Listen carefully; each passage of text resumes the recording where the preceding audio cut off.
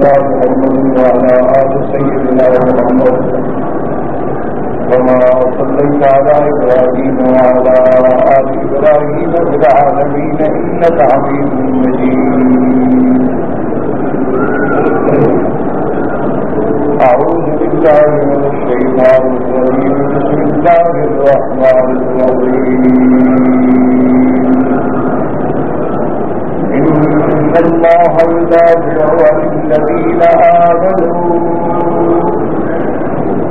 إن الله لا يحب كل خوان كفور.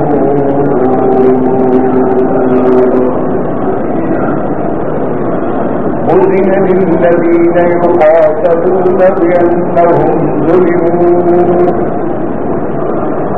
وإن الله على نصرهم لقدير.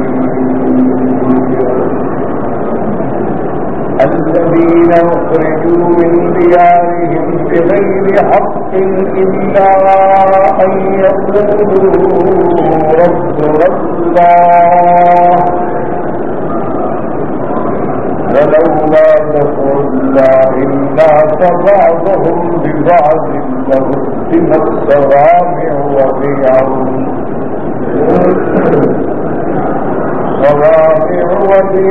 وصلوات ومصاجد يذكر فيها اسم الله كثيرا ولينصرن الله من ينصره إن الله لقوي عزيز. اللہ تبارک و تعالی نے کلام مقدس کی ان آیات مبارکہ جن کا تعلق سورۃ الحج سے ہے، جن میں سب سے پہلے ہم نے بناء بیت اور اس کے بعد تعظیم حرمات اللہ اور اس کے بعد تعظیم شعائر اللہ کے بارے میں پڑھا کہ اللہ کی جو حرمات ہیں یعنی جو مقام حرمت و عزت والے ہیں ان کی تعظیم کرنا. یا حرمات سے مراد یہ ہوتا ہے کہ جن چیزوں کو اللہ نے حرام کیا ہے ان سے بچنا. اسی طرح شعائر اللہ جن چیزوں کو اللہ نے اپنی یاد کی نشانیاں بنا دیا ہے ان شعائر اللہ کی تعظیم کرنا.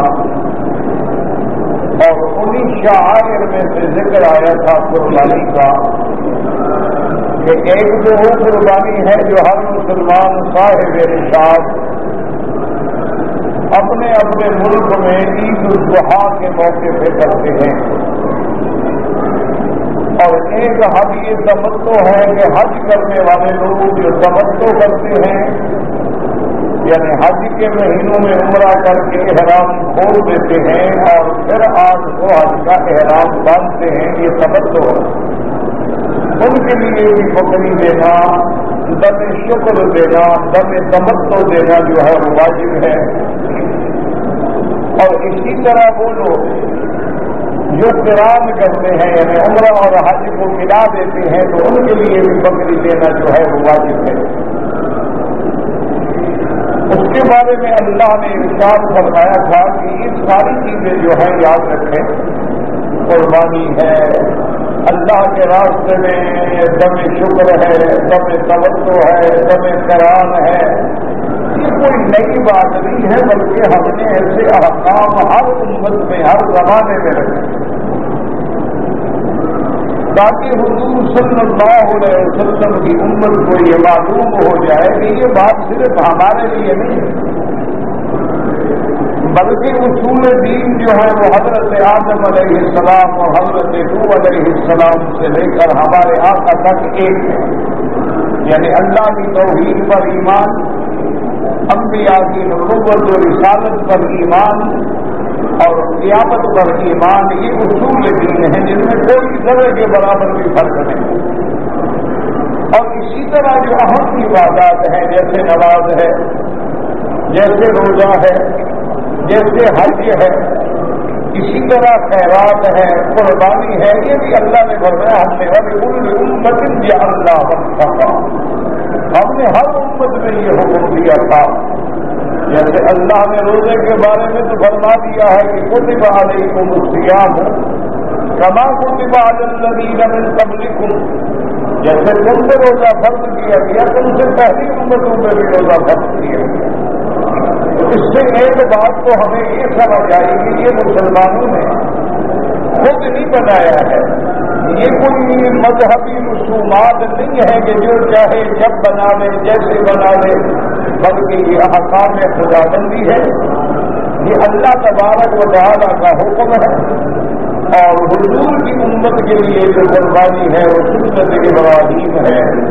سیدنا ابراہیم علیہ السلام کو جب اللہ نے حکم دیا کہ اپنے بیٹے کو میرے راستے میں ذکر کریں، سیدنا ابراہیم تعمیر حکم میں سچے ثابت ہوئے، اللہ نے قربانی منظور فرما دی اور جنت سے جبریل علیہ السلام کو حکم دیا کہ جنت کا دبا دے کر ذبح کر دیا جائے، اسماعیل علیہ السلام کی قربانی ہم نے منظور فرما دی ہے۔ تو سنت آدمی کو ابراہیم، اور اسی طرح حضور صلی اللہ علیہ وسلم نے فرمایا کہ ان دنوں کے اندر جو قربانی کے دن ہیں، یعنی 10ویں تاریخ ہے، 11 ہے، 12 ہے، بعض علماء کے نزدیک 10 ذی الحجہ 11، 12 اور 13 ہے۔ بعض علماء فرماتے ہیں کہ ذی الحج کا پورا مہینہ بھی قربانی ہو سکتی ہے، لیکن وہ قول ضعیف ہے اور قابل حجت نہیں ہے۔ اصل قول جو قوی ہے وہ یہی ہے کہ یوم النحر یعنی 10ویں کا دن اور 11 اور 12، اور بعض ائمہ کے نزدیک ایام تشریق یعنی 13 کا دن جو ہے وہ بھی قربانی کے لیے شامل ہے۔ اور اس میں تو کوئی شک نہیں ہے کہ آدمی سب سے افضل یہ ہے کہ یوم النحر عید کی نماز کے ادا کرنے کے بعد پہلا کام یہ کرے کہ قربانی کرے، جیسے کہ میرے آقا نے رحمت دو عالم نے صلی اللہ علیہ وسلم نے ہمیشہ نماز کے بعد قربانی فرمائی، اور ساتھ یہ بھی حکم دے دیا کہ اگر کوئی مسلمان نماز سے پہلے جانور ذبح کرے تو وہ قربانی ادا نہیں ہو۔ ہاں جن لوگوں میں دیہات کے رہنے والے ہیں جہاں عید کی نماز نہیں ہوتی ہے تو وہ اپنے قریبی اوقات صلاۃ کا پتہ کر سکتے ہیں کہ بھئی ہمارے کس شہر میں عید ہوتی ہے اور کس وقت ہوتی ہے، اس کی اندازے کے مطابق نماز کے بعد وہ اپنی قربانی کر سکتے ہیں۔ اور بعض علماء نے ان کو یہ بھی رعایت دی ہے کہ جب سورج نکل جائے اور سورج اوپر چڑھ جائے اور نماز پڑھنے کا وقت ہو جائے تو اس سے اندازہ کرنے کے بعد وہ قربانی کر سکتے ہیں۔ اور اس کے بعد اللہ نے یہ بھی ارشاد فرما دیا تھا کہ یہ جانور بھی ہم نے آپ کو دیے ہیں، ہم نے تمہارے لیے پیدا کیے ہیں، اگر تم ہمارے راستے میں قربان کرتے ہو تو کوئی مشکل نہیں ہے اور کوئی اس کے لیے بڑی بات نہیں۔ اور پھر حکم دیا فَإِلَٰهُكُمْ إِلَٰهٌ وَاحِدٌ، اصل بات یہ ہے کہ تمہارا معبود برحق ایک ہے، اصل بات یہ ہے کہ اپنے عقیدوں کی اصلاح کرو، اللہ تبارک و تعالیٰ کے آگے جھک جاؤ، اللہ کے احکام کی اطاعت کرو، اللہ کے بھیجے ہوئے پیغمبروں پہ ایمان لاؤ اور ان کی فرما برداری کرو۔ اور پھر اللہ نے فرمایا میرے نبی ان لوگوں کو آپ خوشخبری دے دیں جو بالکل اطاعت کرنے والے ہیں، اللہ کے احکام پہ جھکنے والے ہیں، متواضعین ہیں، مبشر المخبتین، اور ان کی نشانی کیا ہے کہ جب اللہ کا ذکر ہوتا ہے الذین اذا ذکر اللہ وجلت قلوبہم، کہ جب اللہ کا ذکر ہوتا ہے تو ان کے دلوں کے اندر خوف پیدا ہوتا ہے، اللہ کی عظمت کا خوف پیدا ہوتا ہے، اللہ تبارک و تعالیٰ کی عظمت ان کے دلوں کے اندر گھر کرتی ہے۔ اور اسی لیے میرے عزیز اور میرے بزرگوں یاد رکھو کہ ہر عبادت کا حد ہے، یعنی نمازیں 5 ہیں، زندگی میں حج ایک دفعہ فرض ہے، رمضان کے روزے سارے سال میں صرف 1 مہینہ ہے، اسی طرح قربانی جو ہے عید الاضحیٰ کے صرف 3 دن ہیں، لیکن ایک ذکر ایسی عبادت ہے کہ جس کے بارے میں اللہ نے ارشاد فرمایا ہے کہ میرا ذکر کرو اور بہت زیادہ ذکر کرو. یا ایھا الذین آمنوا اذکروا اللہ ذکرا کثیرا. اور اسی طرح اللہ تبارک و تعالیٰ کے نبی نے فرمایا، رحمت دو عالم نے فرمایا کہ تیری زبان جو ہے وہ ہر وقت اللہ کے ذکر سے کر رہنی چاہیے. اللہ کے ذکر سے بڑی چیز کوئی نہیں ہوتی. اسی لیے جتنے اولیاء اللہ گزرے ہیں یاد رکھو، انہوں نے کہا کہ ہم نے جو کچھ بھی پایا ہے، ہمیں اللہ نے جو مراتب بھی عطا فرمائے ہیں، اس کی وجہ صرف اللہ کا ذکر ہے. اسی لیے ان کی ہر وقت زبان میں لا الہ الا اللہ محمد رسول اللہ، ہر وقت ان کی زبان میں تسبیح ہے، تحمید ہے، تقدیس ہے، تحمید ہے. اس لیے اللہ نے فرمایا کہ قربانی بھی اصل میں تو میرا ذکر ہے، کہ میرا ذکر کیا جائے، میرا نام لیا جائے، ذکر پر میرا نام لیا جائے. اسی لیے فرمایا رزق رسول اللہ. اور اللہ نے فرمایا کہ میرے مومن بندوں کی نشانی یہ ہے کہ جب قرآن پڑھا جائے تو ان کے دلوں کے اندر ایمان بڑھ جاتا ہے. میرے مومن بندوں کی نشانی یہ ہے کہ والصابرین علی ما اصابہم. اگر ان پر کوئی امتحان آ جاتا ہے، مصیبت آ جاتی ہے، پریشانی آ جاتی ہے، تو صبر کرتے ہیں. لیکن یاد رکھو کہ صبر وہ ہوتا ہے جو اول صدمے میں کیا جائے، ورنہ آہستہ آہستہ تو ساری دنیا کو صبر آ جاتا ہے. الصبر عند الصدمۃ الاولیٰ. اور صبر کا معنی کیا ہے کہ کوئی کام خلاف شریعت نہ کرے. اور صبر کا معنی کیا ہے کہ اپنے نفس کو روکیں. صبر کا معنی کیا ہے کہ اپنے آپ کو یقین دلائیں کہ جو چیز ہے وہ اللہ کی ہے. اللہ کے حکم کے بغیر کوئی تکلیف ہمیں نہیں پہنچ سکتی ہے. اگر اللہ نے دکھ دیا ہے تو اس میں بھی کوئی اس کی حکمت ہے. اگر اللہ نے ہمیں سکھ دیا ہے تو اس میں بھی کوئی حکمت ہے. اللہ نے کسی کو غریب بنایا ہے تو اس میں بھی اس کی حکمتیں ہیں. اللہ نے کسی کو غنی بنایا ہے تو اس میں بھی اس کی حکمتیں ہیں. فرمایا والصابرین علی ما اصابہم والمقیمین الصلاۃ. اور میرے بندے جو ہیں وہ نمازوں کے قائم کرنے والے ہیں. جیسا میں نے عرض کیا تھا کہ نماز پڑھنا الگ بات ہے، نماز کا قائم کرنا الگ بات ہے. قائم کرنے کا معنی یہ ہوتا ہے کہ نمازوں کو ان کے اوقات میں ادا کرو. قائم کرنے کا معنی یہ ہوتا ہے کہ نماز کو اس کے شروط و ارکان کے مطابق ادا کرو. کچھ شروط سے باہر کے ہوتے ہیں، جیسے نماز بغیر وضو کے نہیں ہو سکتی، نماز بغیر پاکی کے نہیں ہو سکتی. نماز کے لیے لباس بھی پاک ہو، بدن بھی پاک ہو، جگہ بھی پاک ہو. اسی طرح نماز کے اوقات ہیں. وقت سے پہلے آپ فجر کی نماز نہیں پڑھ سکتے، وقت سے پہلے آپ کوئی نماز نہیں پڑھ سکتے. ان الصلاۃ کانت علی المؤمنین کتابا موقوتا. اللہ تبارک و تعالیٰ نے نمازوں کے اوقات معین کر دیے. اور اسی طرح نماز کے اندر جو ارکان ہیں، مثلاً آپ کا قیام ہے، رکوع ہے، سجود ہے، سجدہ ہے، تشہد ہے، تو ان کو اتنا اطمینان کے ساتھ ادا کریں کہ حتیٰ تطمئن راکعا، کہ جب رکوع میں جاؤ تو اطمینان سے رکوع فرمائیں، اور جب رکوع سے اپنے آپ کو کھڑا کریں تو اطمینان سے سیدھے ہو جائیں. اس لیے حکم ہے کہ سمع اللہ لمن حمدہ ربنا لک الحمد حمدا کثیرا طیبا مبارکا کما یحب ربنا ویرضی. یہ کم از کم ہے، ورنہ اس کے علاوہ بھی آپ پڑھ سکتے ہیں الحمدللہ ملء السماوات وملء الارض وملء ما بینہما وملء ما فیہ وملء ما شئت من شیء بعد. حتیٰ کہ بعض روایات میں اس کے علاوہ بھی پڑھ سکتے ہیں اللہم باعث بینی و بین خطایایا کما باعثت بین المشرق والمغرب. اسی طرح اب جب آپ سجدے میں آئے تو اطمینان سے سجدہ کریں. اور جیسے میں نے اپنے بھائیوں سے عرض کیا تھا کہ سجدے کے لیے 7 چیزوں پہ سجدہ ضروری ہے. یعنی آپ کے دونوں ہاتھ جو ہیں وہ بھی زمین پہ ہو. اگر کوئی آدمی امدن میں ایک ہاتھ اٹھا لیتا ہے تو سجدہ نہیں ہوگا. اسی طرح دونوں گھٹنے جو ہیں وہ بھی زمین پہ ہوں. اسی طرح دونوں پاؤں جو ہیں وہ بھی زمین پہ ہوں. اور اسی طرح چہرہ جو ہے وہ بھی زمین پہ ہو. اور چہرے کے لیے بھی یہ حکم ہے کہ پیشانی بھی ہو اور ناک بھی ہو. اگر کوئی آدمی ناک لگا کے پیشانی اٹھا لے تو سجدہ نہیں ہوگا. اگر کوئی آدمی مثلاً پیشانی تو رکھ لے لیکن ناک نہ لگے تب بھی سجدہ نہیں ہوگا. سجدہ جو ہے وہ 7 اعضاء پہ ہوتا ہے. اور بعض لوگ جو ہے سجدے کی حالت میں پیچھے دونوں ٹانگیں اٹھا لیتے ہیں تو سجدہ نہیں ہوتا، کیونکہ سجدے کا معنی ہی یہ ہے کہ انسان جب سجدہ کرے تو 7 اعضاء سے سجدہ کرے۔ اور اسی طرح یاد رکھے کہ جب آپ سجدے میں جائیں تو آپ کے ہاتھ کی انگلیاں سیدھی ہو اور کعبۃ اللہ کی طرف ہو، یعنی یہ نہیں ہو کہ ایک ادھر ہو اور ایک ادھر ہو۔ تو اس لیے حکم ہے کہ نماز کو ارکان کے ساتھ ادا کریں، اور سجدے کے اندر کم از کم جو تسبیح ہے وہ 3 دفعہ ہے، سبحان ربی الاعلیٰ، سبحان ربی الاعلیٰ، سبحان ربی الاعلیٰ، یہ کم از کم ہے۔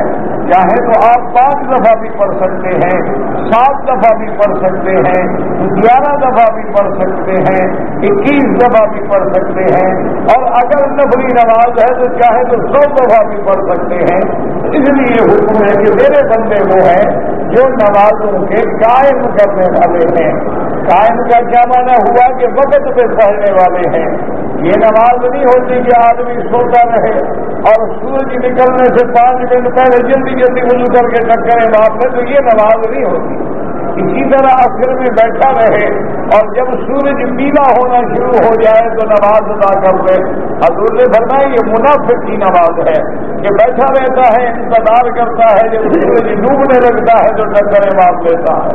اسی لیے حضور پاک صلی اللہ علیہ وسلم جس صحابی نے جلدی جلدی نماز پڑھی ان کو آپ نے حکم دیا تھا ارجع فصلی فإنک لم تصلی، کہ لوٹ کے پھر نماز پڑھے، تم نے گویا نماز بھی پڑھی ہے۔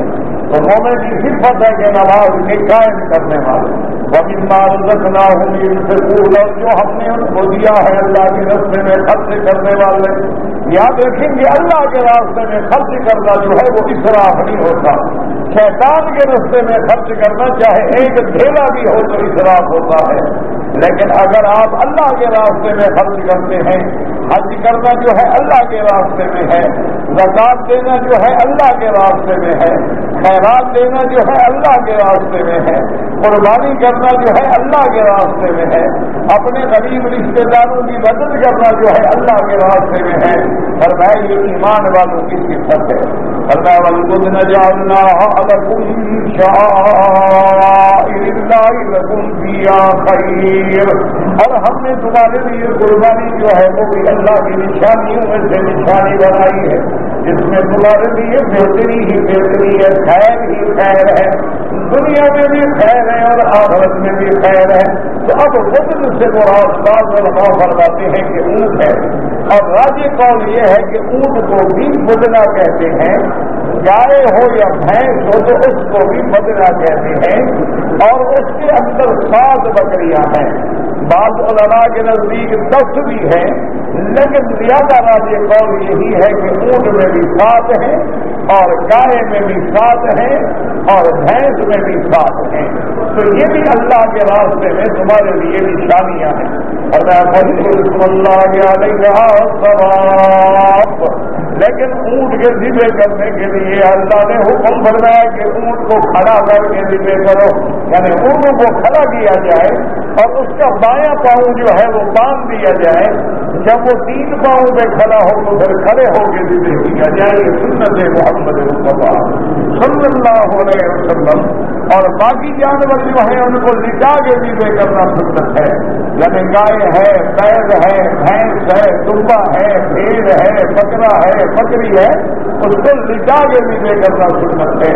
اور جب ذبح کرے تو اللہ کا نام لے، بسم اللہ اللہ اکبر، اور اگر اللہ توفیق دے تو اس وقت یہ آیت بھی پڑھ سکتا ہے انی وجہت وجہی للذی فطر السماوات والارض حنیفا وما انا من المشرکین قل ان صلاتي ونسكي ومحياي ومماتي لله رب العالمين لا شريك له وبذلك امرت وانا اول المسلمين۔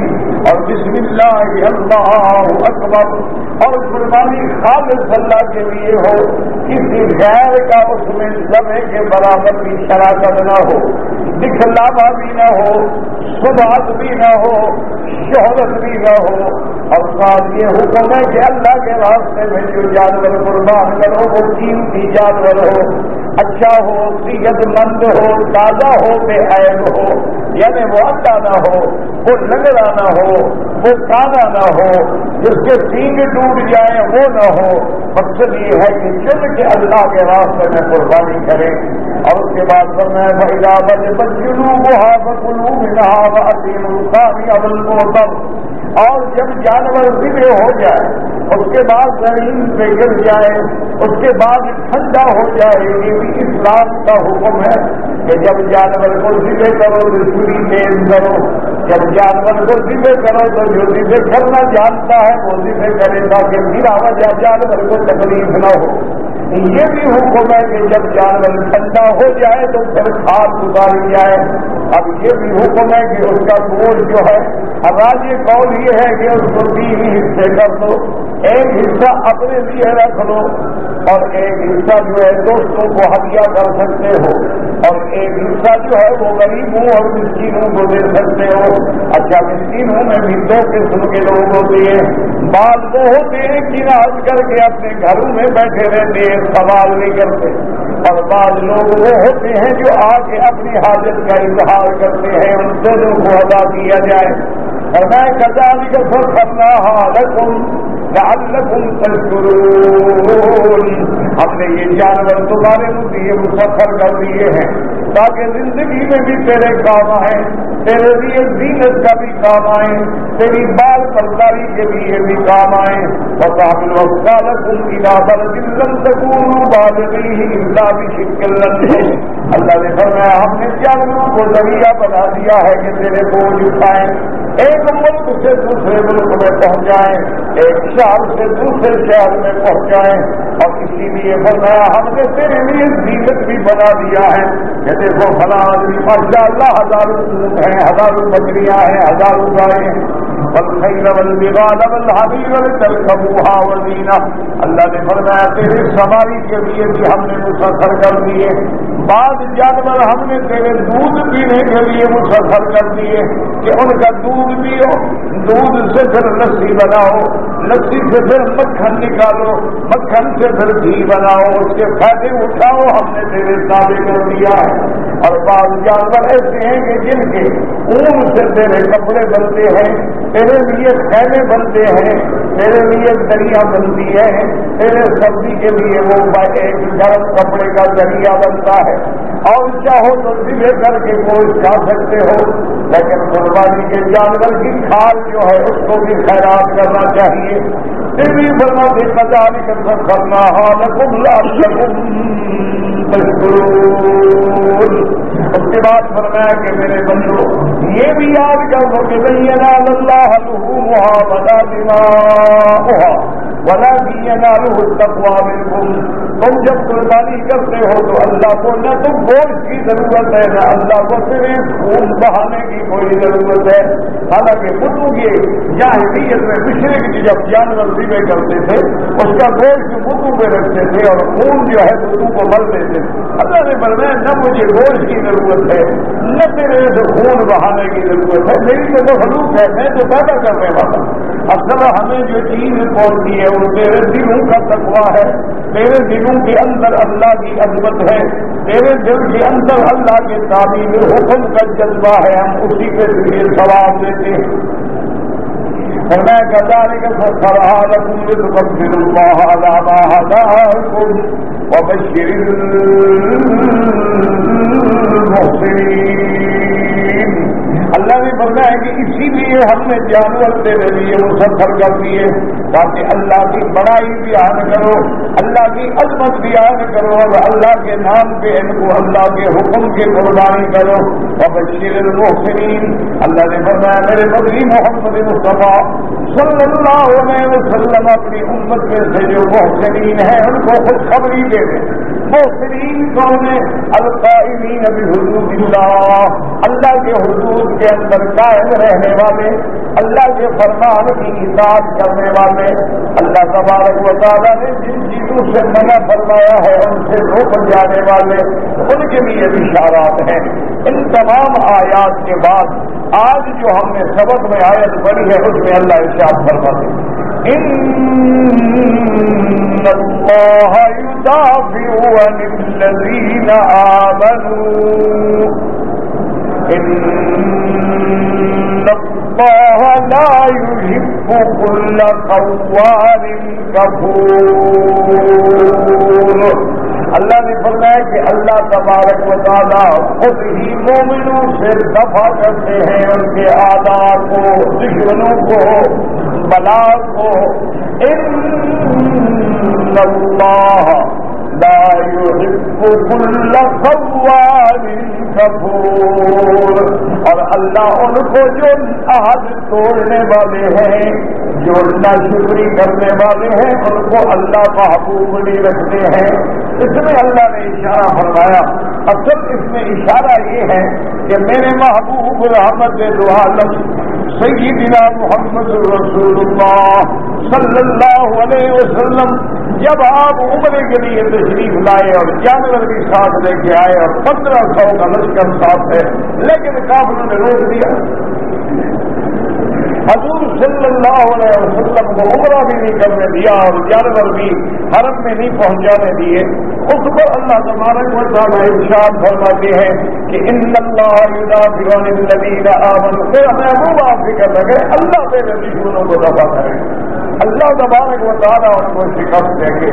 اور دنیا میں دیکھ لیا کہ سورج جو ہے وہ 6 ہجری میں ہوئی اور 8 ہجری میں میرے محبوب نے مکہ فتح کر دیا۔ اللہ نے اتنا مدد عطا فرمایا۔ اللہ نے فرمایا کہ جو لوگ وعدہ کر کے عہد کر کے توڑ دیتے ہیں اللہ کو وہ کبھی پسند نہیں، اور جو لوگ اللہ کی نعمتوں کی ناشکری کرتے ہیں وہ بھی اللہ کو پسند نہیں۔ حالانکہ مکے والوں کو چاہیے تھا کہ وہ شکر کرتے کہ ہم نے ان کو اپنے حرم میں رہنے والا بنایا، وہ شکر کرتے کہ ہم نے ان کو افضل الرسل امام الانبیاء والمرسلین سیدنا محمد رسول اللہ صلی اللہ علیہ وسلم جیسا شان والا نبی عطا فرمایا۔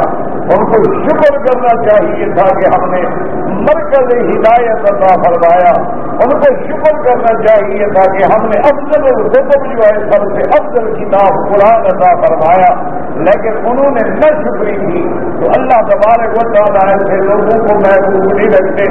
اب اس کے بعد فرماتے ہیں للذین یقاتلون بأنہم ظلموا، یعنی مکی زندگی میں اللہ تبارک و تعالیٰ نے میرے مدنی پاک کو جہاد کا حکم نہیں دیا، حالانکہ حضور کی صحابہ بڑھتے جا رہے تھے، بڑھتے جا رہے تھے، اور صحابہ مطالبہ بھی کرتے تھے کہ یا رسول اللہ ہم کب تک ظلم برداشت کریں، کفار ہمیں ستاتے ہیں، کفار ہمیں انگاروں پہ نکالتے ہیں، کفار ہمارے ساتھیوں کو سولیوں پہ لٹکاتے ہیں، کفار ہمارے بدن میں کانٹے چڑھوتے ہیں، کفار ہمیں اللہ کے حرم میں نہیں چھوڑتے ہیں، آپ ہمیں اجازت دیں ہم بھی اللہ کے راستے میں جہاد کریں، لیکن حکومت صبر وما صبرک الا باللہ، میرا مدنی ابھی صبر کریں، ابھی صبر کریں، ابھی صبر کریں۔ اس لیے حدیث مبارک میں آتا ہے کہ میرے محبوب رحمت عالم سیدنا محمد رسول اللہ صلی اللہ علیہ وسلم جب حضرت عمار بن یاسر کے بعد سے گزرتے، حضرت عمار کو کافر عذاب دے رہے ہوتے، حضرت تڑپ رہے ہوتے، آپ پر بات صبرن صبرن یا آل یاسر، اللہ کے راستے میں صبر کرو، اللہ کے راستے میں صبر کرو، اللہ کی مدد ضرور آئے گی۔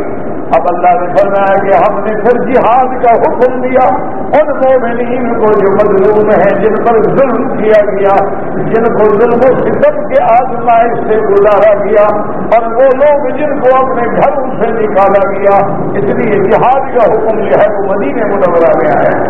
اذن للذین یقاتلون بأنہم ظلموا وإن اللہ علی نصرہم لقدیر، اور اللہ اپنے مومنوں کی مدد کرنے پہ قادر ہے۔ اللہ اپنے مومنوں کی مدد کرنے کی قدرت رکھتے ہیں۔ فرمایا یہ وہ لوگ ہیں الذین اخرجوا من دیارہم بغیر حق الا ان یقولوا ربنا اللہ، یہ وہ لوگ ہیں جن کو مکے سے نکالا گیا، جن کو ان کے گھروں سے نکالا گیا، جرم ان کا کیا تھا؟ یہی کہتے تھے کہ ہمارا ایک خدا ہے اور کیا ضرورت۔ اور اس کے بعد اللہ نے ایک قاعدہ کلیہ بیان فرمایا، اللہ نے فرمایا میرا مدنی صلی اللہ علیہ وسلم یہ جہاد ہر امت پہ ہم نے فرض کیا تھا، اگر یہ جہاد کا اجازت نہ ہوتی تو پہلی امتیں جو صحیح دین پہ قائم تھی ان کا بھی دین محفوظ نہ رہ سکتا۔ فلولا دفع اللہ الناس بعضهم ببعض، اگر اللہ تبارک و تعالیٰ بعض کو بعض سے دفع نہ فرماتے لہدمت صوامع، صوامع کہتے ہیں کہ وہ راہب وہ نصرانی جو تکیے بنا کے اپنے مخصوص عبادت خانے بناتے تھے ان کو صوامع کہتی ہیں۔ وہ بیا بنا کنائے جو کنیسے بناتے تھے نصارہ، وہ صلوات عبادت خانے جو یہود بناتے تھے، وہ مساجد جو مومنوں کی عبادت کی جگہ ہے، جس کا رفیع اللہ کثیرہ جس میں اللہ کا ذکر کیا جاتا ہے۔ تو اگر اللہ نے فرمایا کہ ہم یہ جہاد کا حکم نہ دیتے تو پہلے دور میں بھی جو عیسائی جو نصرانی صحیح معنی میں دین عیسیٰ علیہ السلام سے قائم تھے ان کی بھی عبادت خانے محفوظ نہ رہتے، اور جو یہودی حضرت موسیٰ علیہ السلام کے دین میں قائم تھے ان کے بھی عبادت خانے محفوظ نہ رہتے۔ اب دیکھیں اللہ نے صرف ان کا ذکر کیا ہے جو صحیح معنی میں پہلے اہل کتاب تھے، لیکن مجوسی بھی عبادت کرتے ہیں آج کی تو وہ صحیح معنی میں شریعت نہیں تھی۔ اسی طرح مشرکین مکہ عبادت کرتے ہیں بدو کی تو وہ شریعت نہیں تھی، اس لیے فرماتے ہیں اللہ من ینصرہ، اللہ تبارک و تعالیٰ ان کی مدد کرتے ہیں جو اللہ کی مدد کریں۔ اللہ تو کسی کی مدد کے محتاج نہیں، مانا جو اس کے دین کی مدد کرتے ہیں، جو دین والوں کی مدد کرتے ہیں، جو دینی احکام کی مدد کرتے ہیں، اللہ ان کی مدد کرتے ہیں۔ ان اللہ لقوی عزیز، اور اللہ تبارک و تعالیٰ قوت والے بھی ہیں، اللہ تبارک و تعالیٰ غالب بھی ہے۔ اللہ تبارک و تعالیٰ جو اس کے دین کی مدد کرے اس کی مدد کرنے پہ پوری قوت رکھتے ہیں اور پوری نصرت فرماتے ہیں۔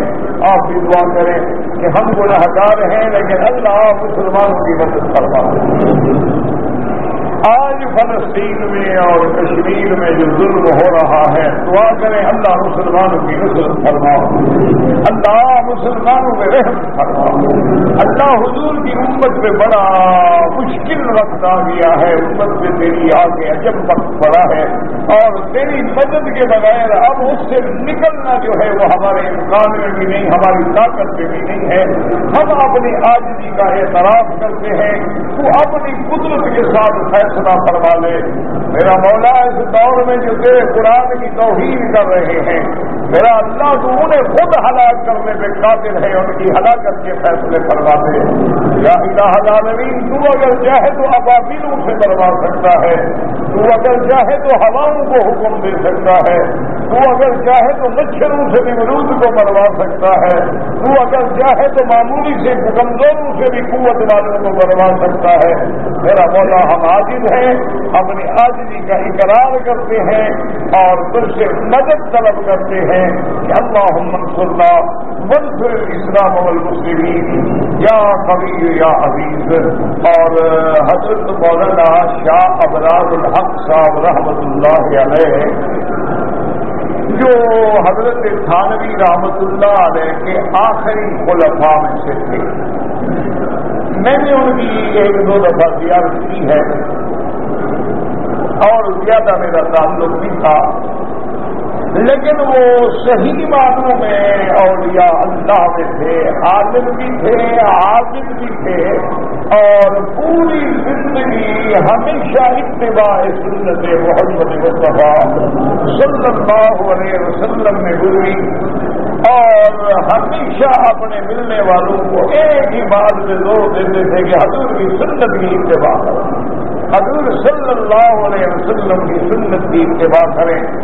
بڑے لوگوں میں تھے، حتیٰ کہ حضرت حکیم اختر صاحب دعوت برکاتہم العالیہ جو ماشاءاللہ اپنے وقت کے شیخ ہیں اور جن سے لاکھوں لوگوں کو فیض پہنچائے، یہ بھی حضرت کے طلباء جاتے تھے، یعنی حضرت ان کے بھی شیخ تھے، تو وہ فوت ہو گئے۔ اللہ سے دعا کریں اللہ ان کے اور درجات بلند فرما دے، اور اللہ ان کے پسماندگان کو صبر جمیل عطا فرما دے، اور جو وہ سنت کی احیاء کا مشن رکھتے تھے اللہ ان کے مشن کو ہمیشہ جاری و ساری رکھے، اور ان کے بعد ان کے متعلقین جو ہیں ان کو اسی منہج پہ اتباع سنت رسول اللہ صلی اللہ علیہ وسلم پر کام کرنے کی توفیق عطا فرمائے۔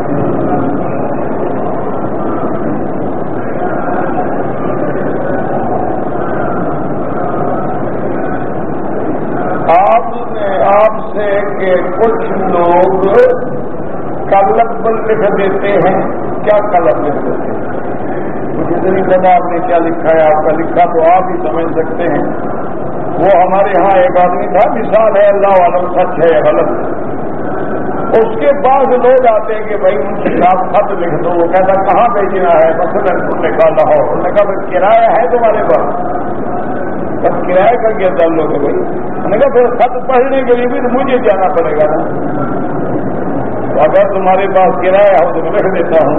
تو آپ جب سوال ایسا لکھیں کہ جو صرف آپ ہی پڑھ سکتے ہیں تو میں کیا کر سکتا ہوں؟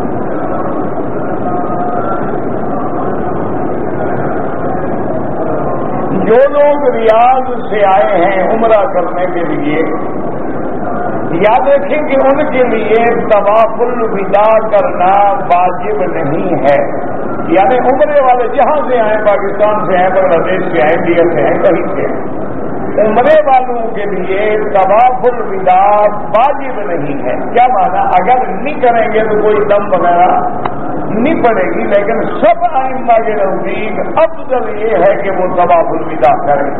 ان یکون آخر العہد بالبیت الطواف، حضور نے فرمایا سارے کام نمٹا کے فارغ ہو کے آخر میں آ کے طواف کر کے پھر سفر کیا کرو، تو اس لیے افضل یہ ہے کہ وہ بھی طواف الوداع کریں۔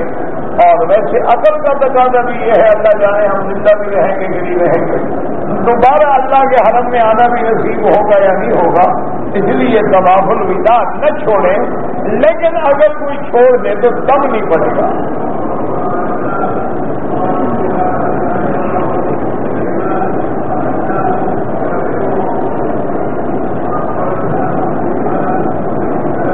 اگر کوئی آدمی زندہ ہے، مرد ہے، عورت ہے، بچہ ہے، ان کے لیے طواف کی کوئی ضرورت نہیں ہوتی، آپ اپنے لیے طواف کیا کریں، ان کے لیے دعا کریں کہ اللہ ان کو نصیب کرے۔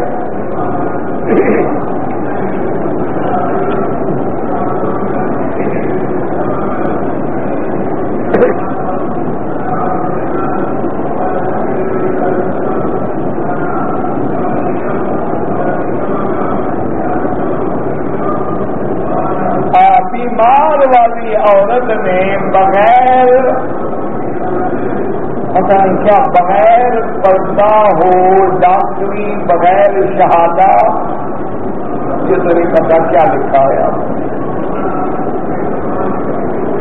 خالہ زاد، ماموں زاد، چاچا زاد، سب سے پردہ کرو۔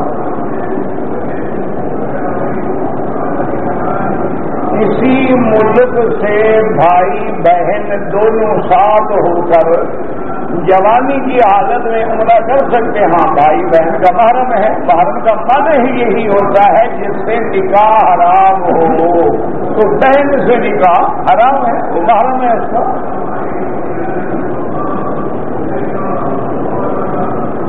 اگر کسی گھر میں 3 بھائی ہیں، اگر چھوٹا بھائی کی شادی پہلے ہو جائے کوئی حرج نہیں، یہ تھوڑا ہے کہ جب تک پہلا نہ کرے باقی نہیں کھڑے رہیں، یہ کہاں کا مسئلہ ہے کہ جی پہلے بڑے کی کرو پھر نمبر 2 کی کرو پھر نمبر 3، اب پہلے کو کوئی نہ دے تو باقی 2 بھی رل جائیں، گناہ کرتے رہیں، یہ اچھی بات ہے۔ یہ دیہاتیوں کے کھڑے ہوئے مسئلے ہیں، اور جی بڑی لڑکی بیٹھی رہے ہم چھوٹی کا نکاح، اللہ جس کا سبب بنا رہے اس کا تو کرو نا۔ پتہ نہیں اس کی برکت سے اللہ اس کا بھی سبب بنا دے گا. کہتے جی کہ جو لوگ عمرے پہ آتے ہیں پھر مزدوری کرتے ہیں، میرا بھائی گزارش یہ ہے کہ شریعت میں مزدوری تو جائز ہے، لیکن یہاں اسلامی حکومت ہے، اس کے قانون کو توڑنا جو ہے وہ شریعت میں حرام ہے. اور اگر ہر آدمی قانون کو توڑنا شروع کر دے تو پھر تو کسی کو حج بھی نصیب نہیں ہوگا. حج سے زیادہ لوگ عمرے والے بیٹھ جائیں گے. ایک نظام ہے، قانون ہے، اسلام ہے. پھر تم وہاں سے ویزا لے کے آتے ہو، حلفیہ بیان دیتے ہو کہ میں عمرے پہ جا رہا ہوں، ابتدا ہی جھوٹی کر رہے ہو تو کیا فائدہ ہے بھائی؟ اس لیے جو ویزا ہے اس کے مطابق چلیں. اسلام کی حکومت ہے، ان کو پریشان نہ کریں.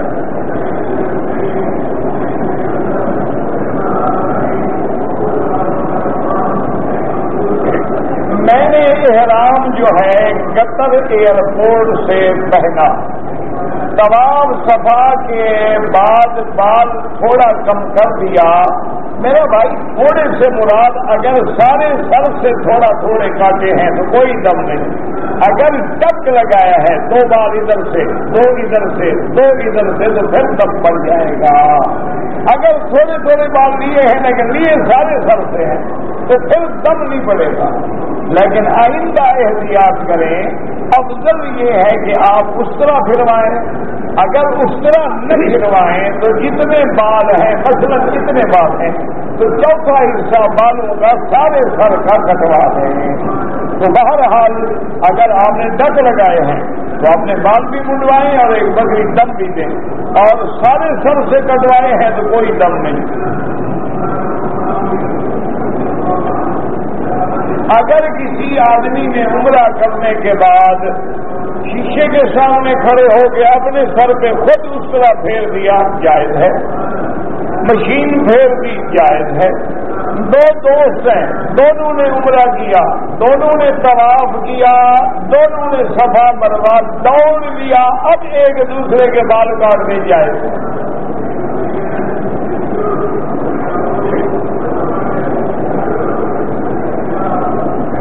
میں مکہ میں رہتا ہوں اور سال میں 2-3 عمرے کرتا ہوں، لیکن بالوں کو ڈک لگاتا ہوں. ایک بکری دم دو، آئندہ پورے بال کٹاؤ.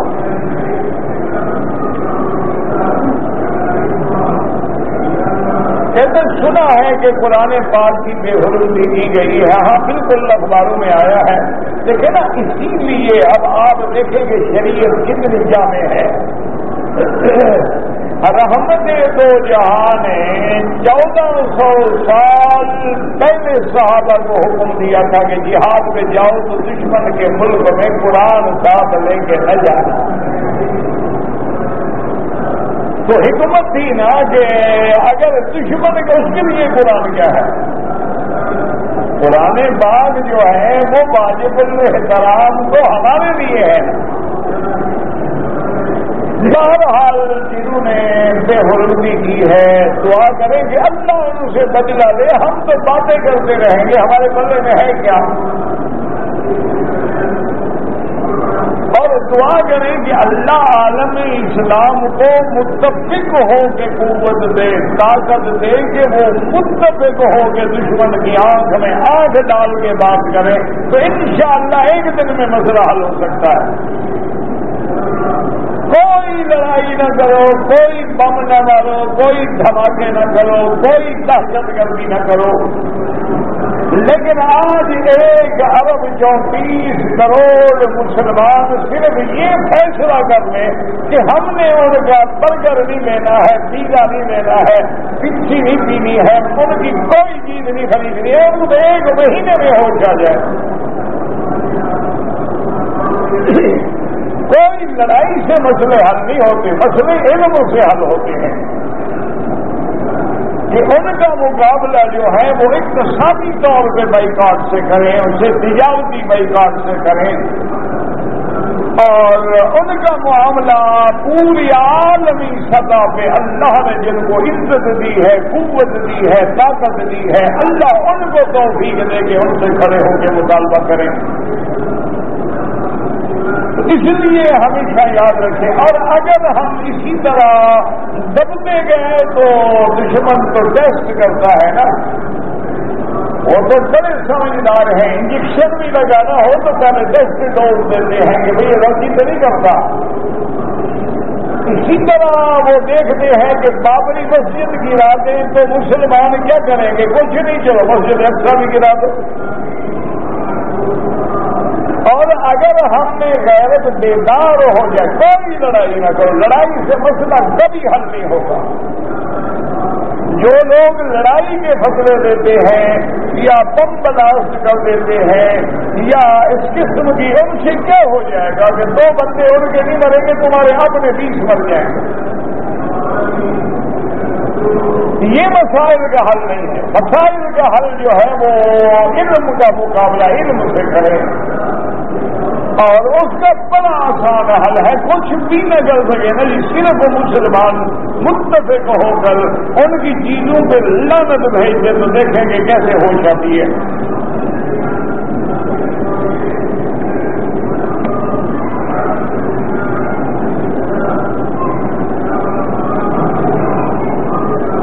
کہتے ہیں جی کہ کچھ لوگ کتے پالتے ہیں، اگر کتا حفاظت کے لیے رکھا جائے تو جائز ہے۔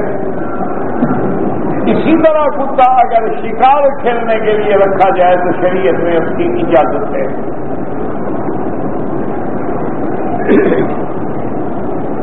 کہتے جی بعض مدرسے میں حج بدل کا انتظام ہوتا ہے، ٹھیک ہے، پیسے دے کے طالب ہوتے ہیں وہ حج بدل کر دیتے ہیں، جائز ہے، بالکل کوئی منع نہیں۔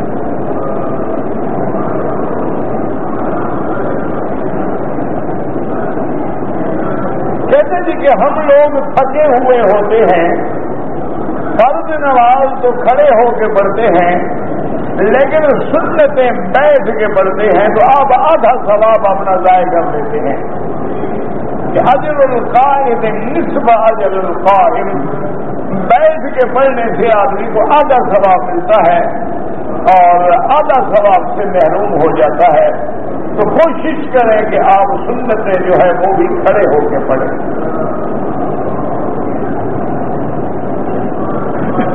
اگر ایک آدمی خالی لیٹا ہوا ہے وضو ٹوٹ جاتا ہے؟ نہیں، اگر اس کو نیند آ جائے تو ٹوٹ جاتا ہے۔ اگر ٹیک لگا کے بیٹھا ہے اور جاگ رہا ہے تو وضو نہیں ٹوٹے گا، لیکن ٹیک لگا کے اونگ آ گئی ہے تو وضو ٹوٹ جائے گا۔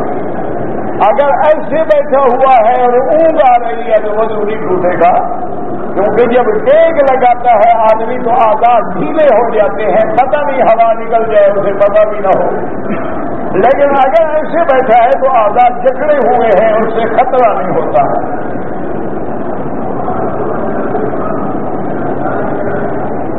ولی کے بغیر نکاح نہ کریں۔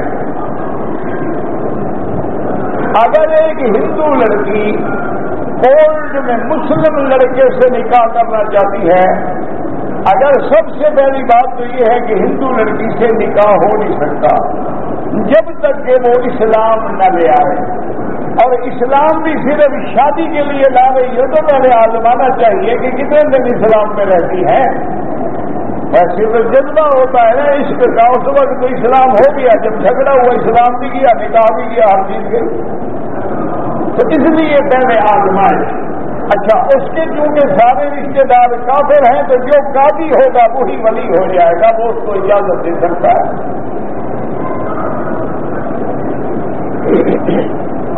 ہاں جی، بھتیجا کر سکتا ہے شادی، جمعہ کا خطبہ لازم عربی میں ہو، جہاں اردو ہو پہلے تقریر کر دی جائے لیکن خطبہ عربی میں پڑھا جائے۔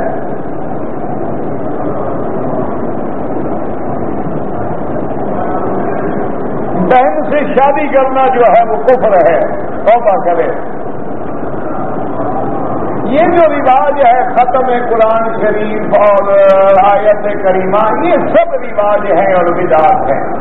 آپ روزانہ قرآن پڑھیں، اپنے گھر میں بیٹھیں، بیوی بچوں کو بٹھائیں، قرآن پڑھیں، اپنے رشتے داروں کو ثواب دیں، کوئی منع نہیں۔ لیکن یہ جو ہم نے رواج بنا رکھا ہے کہ حافظوں کو بلاؤ اور اس دن ایک دیگ پکا دو اور قرآن خوانی کرو اور کرائے پہ قرآن پڑھواؤ، یہ جائز نہیں۔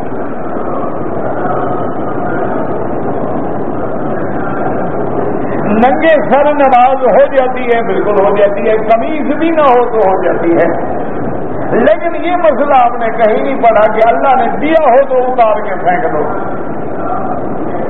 اگر نہیں ہے تو مجبوری ہے، کوئی بات نہیں، پڑھے نماز۔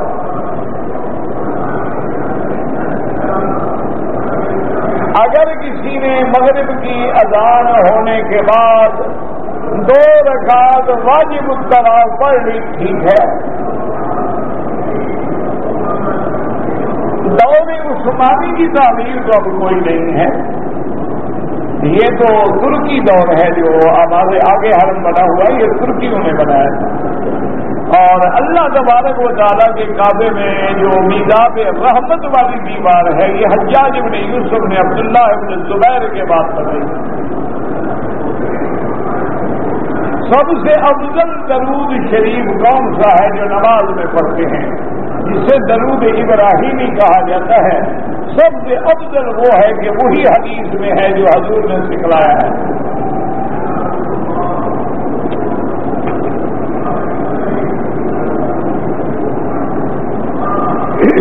قبروں میں قرآن جا کے حافظ لے جانا، قرآن پڑھانا، قرآن، یہ سب ناجائز ہے۔ ثواب اللہ نے دینا ہے، گھر میں بیٹھ کے پڑھو، دعا کرو کہ اللہ ثواب فلاں کو عطا فرما، اللہ دیں گے۔ اچھا، کسی غریب کی قبر میں بھی کبھی کسی نے پڑھا ہے؟ ایک مثال خدا کے حرم میں بیٹھے ہو مجھے دے دو، کوئی حافظ کوئی قاری بتائے کہ میں نے جناب ایک غریب آدمی ہے جس کو میں جانتا بھی نہیں، اس کی قبر پہ جا کے میں روز قرآن پڑھتا ہوں۔ بڑے آدمی جب مر جاتے ہیں پیسے دے کے پڑھتے ہیں، بالکل مل جائے گا۔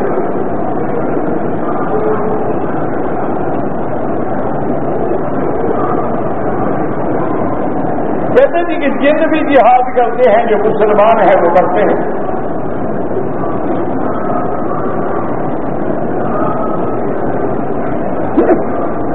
اگر ایک طواف ختم ہو جائے تو بسم اللہ اللہ اکبر پہ آپ ختم کریں گے، پھر اس لکیر سے پہلے آگے نیت کر کے لکیر پہ جا کے دوبارہ بسم اللہ اللہ اکبر دوبارہ کو شروع کریں گے۔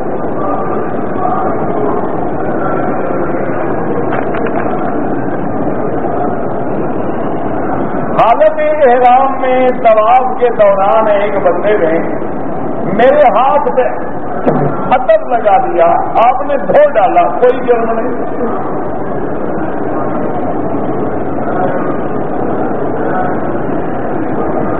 میں نے میقات سے مسجد عمرہ سے عائشہ سے عمرہ کیا، اللہ قبول کرے۔ میں نے گندم کو شکرندوں کو ڈال دیا، وہ بھی اللہ قبول کرے۔ جرمانہ کوئی نہیں کہ آپ کو دم دینا پڑے، دم تب دینا پڑتا ہے جب عطر آپ لگائیں اور پورے عضو کو لگائیں، یعنی پورے ہاتھ میں لگا دیں، پورے چہرے پہ لگا دیں، ورنہ صدقہ کر دیں وہ کافی ہے، اور ایسے کوئی لگا دے تو فوراً جا کے دھو دیا کرو۔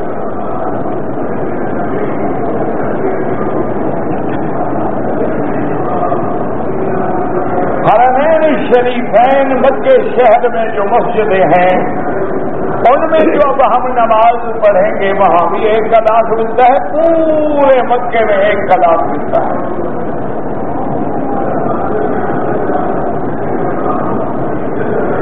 کہتے ہیں جی کہ حضرت ابراہیم علیہ السلام کی بیوی میلین اخضرین صفا مروہ کے جو نشان ہیں ان میں دوڑی تھی، لیکن آج عورتوں کو منع کیا جاتا ہے۔ ان کے دوڑنے کی تو وجہ تھی، آج عورتوں کے دوڑنے کی کیا وجہ ہے؟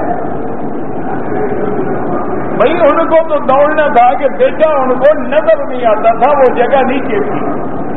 آپ جب صفا پہ ہوتی تو بیٹے پر نظر رکھتی کہ کوئی جانور حملہ نہ کر دے، مروہ پہ ہوتی تو اونچی جگہ تھی، وہاں آگے وادی تھی تو وہ نیچے ہو جاتی تھی۔ حضرت اسماعیل انہیں نظر نہیں آتے تھے تو دوڑ کے اونچائی پہ پہنچتی تھی۔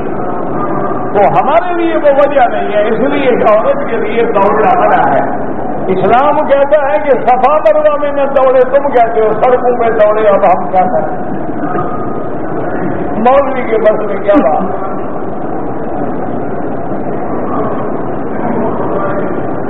کہتے جی کہ حرمین شریفین میں جب جنازہ آتا ہے تو بالغ بھی ہوتے ہیں، نابالغ بھی ہوتے ہیں، بچے بھی ہوتے ہیں، مرد بھی ہوتے ہیں، عورتیں بھی ہوتی ہیں، ہمیں پتہ نہیں ہوتا. تو ہمارے دل میں یہی نیت تو ہوتی ہے نا کہ جو امام پڑھ رہا ہے ہم بھی پڑھ رہے ہیں. اور دوسری جنازے کی دعا جو ہے وہ سب کے لیے ہے. اللہم اغفر لحینا ومیتنا وشاہدنا وغائبنا وصغیرنا وکبیرنا وذکرنا وانثی. چھوٹے کے لیے، بڑے کے لیے، مرد کے لیے، عورت کے لیے بھی دعا کافی ہے. کہتے جی کہ حرم شریف میں نمازیوں کے آگے بالکل نہ گزرے. اگر مجبوراً گزرنا پڑے تو سجدے کی جگہ سے دور ہو کے گزرے، سجدے والی جگہ پاؤں نہ آئے.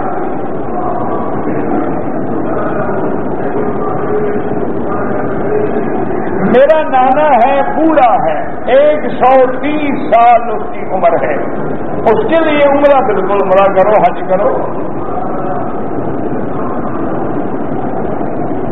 ایک مسافر کی نماز قضا ہو گئی تو جب قضا پڑے گا تو سفری نماز قضا کرے گا، یعنی جیسے قضا ہوئی ویسے ادا ہوگی.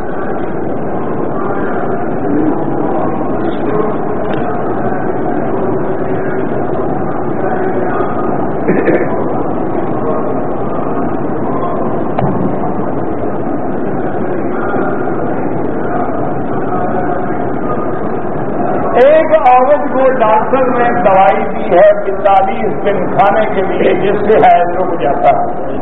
اس نے دوائی کھائی اور حیض رک گیا. عمرے کے لیے آئی لیکن 2 قطرے خون آیا. تو اب دیکھیں کہ خون آنے کے بعد بند ہو گیا یا آ رہا ہے، اور آ رہا ہے تو کیا یہ وہ حیض کے دن ہیں یا نہیں ہیں. اس کی عادت ہے نا، مثلا حیض اول مہینے میں آتا ہے، درمیان میں آتا ہے، آخر میں آتا ہے. تو اگر حیض کے دن میں اور خون آ رہا ہے تو وہ حیض شروع ہو گیا. اگر ایسے گرمی کی وجہ سے، دوڑنے کی وجہ سے، چلنے کی وجہ سے کچھ اثر ہوا ہے وہ پاک ہے، کوئی بات نہیں، غسل کرے یا پھر نمازیں پڑھے بڑا کرے.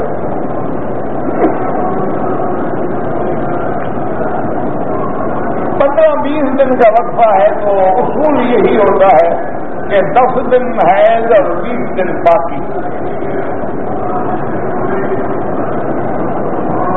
کہتے جی کہ اگر ایک عام آدمی کیسٹ کے اندر جو قرآن پاک کا ترجمہ ہے سننا چاہیے، بالکل سنے، کیوں نہیں فائدہ ہوگا. بھی ایک نمبر بار سنتا رہے، بار بار سنے، بار بار سنے، تاکہ اس کو سمجھ بھی آئے نا. ایک دفعہ سمجھ نہیں آئے گا، لیکن اگر آپ ایک رکوع ترجمے کو 10 دفعہ سنیں گے انشاءاللہ تو پھر سمجھ آنا شروع ہو جائے گا. اس کا عورتیں جو ناخن پہ پالش لگاتی ہیں ان سے وضو بھی نہیں ہوتا، غسل بھی نہیں ہوتا، کیونکہ وہ باقاعدہ ایک تہ جم جاتی ہے، اس کے اندر پانی نہیں جاتا.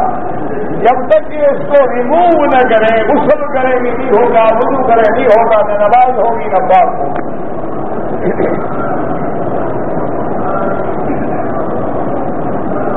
میں نے احرام کی حالت میں معمولی سے اپنے مونچھوں کے بال کاٹ دیے، صدقہ کا تو 4-5 ریال. ہمارے لوگ عمرہ تو بہت کرتے ہیں لیکن داڑھی نہیں رکھتے. دعا کریں اللہ ان کو ہدایت دے. بھئی اللہ کے گھر کی طرف آنا شروع کیا ہے تو اللہ حیا بھی عطا فرمائیں گے. اللہ تبارک و تعالیٰ یہ تو نہیں ہے کہ ایک اچھا کام کرتے ہیں اور دوسرا نہیں کرتے، اس کو بھی چھوڑ دیں. بہرحال شاید اسی وجہ سے اللہ تبدیلی لے آئے ان کے اندر. آپ دعا کریں کہ اللہ ان کو متبع سنت بتائیں.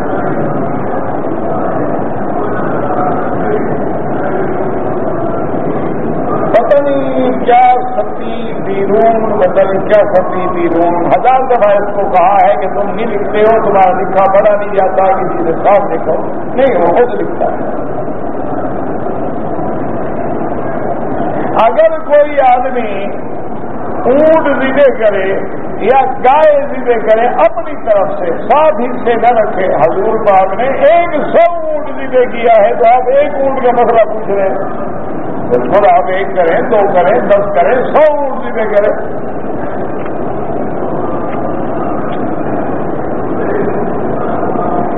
کافی لوگ عمرہ کرنے کے بعد بالوں کو صرف ٹک لگاتے ہیں تو دم پڑ جاتی ہیں.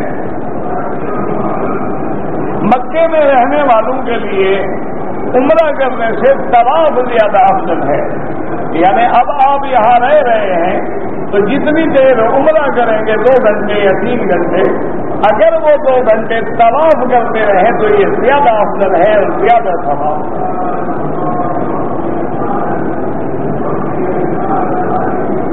ہماری رہائش جو ہے معابدہ میں ہے، وہاں سے احرام باندھ سکتے ہیں؟ بالکل نہیں باندھ سکتے. اگر وہاں سے احرام باندھنا جائز ہوتا تو حضور اپنی بیوی کو وہاں سے تنعیم کیوں بھیجتے؟ معابدہ میں تو حضور موجود تھے، لیکن آپ نے بھائی کے ساتھ حکم دیا کہ وہاں جا کر احرام باندھو.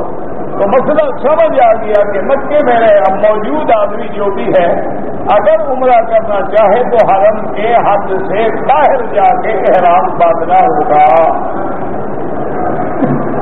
اگر میں نے ایک عمرہ کیا، عمرہ کرنے کے بعد میں نے اس طرح پھروا دیا، اب اگر میں دوسرا عمرہ کروں بال نہ بھی ہوں تو اس طرح پھروانا ہوگا.